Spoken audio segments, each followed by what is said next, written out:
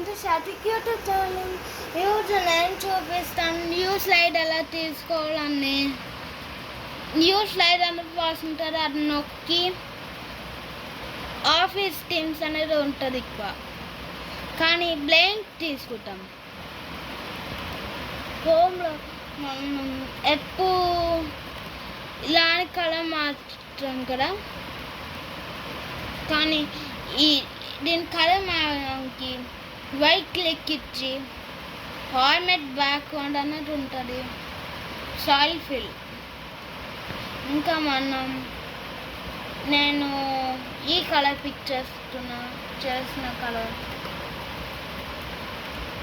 ఇంకా ఎక్కువ ఏ కలర్ అన్నా ఉంటుంది. ఇది ఒకటి అన్ని షేప్స్ వస్తాయి. ఇది నేను యూజ్ చేసిన shapes line, rectangles, basic shape, aqua shapes, fall chart, stars and banners, ఇంకా చాలా ఉంటాయి. ఇంకా నేను ఈ స్టార్ని తీసుకుంటా, మీకు నచ్చినట్టు తీసుకోవచ్చు. ఇప్పుడు ఈ స్టార్ ఈ ఎల్లో కలర్ డాట్ని పైకి లాగితే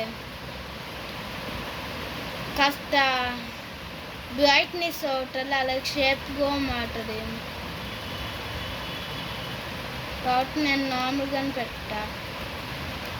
ఇంకా బ్యాక్ ఈ ఎక్స్ మార్క్ నొక్కి 1 2 సేవ్ చేంజెస్ బై ఇటిషన్ PPTX అని ఉంటుంది. సేవ్ నొక్కితే ఇది ఉంటుంది, డోంట్ సేవ్ నొక్కితే అది పోతుంది.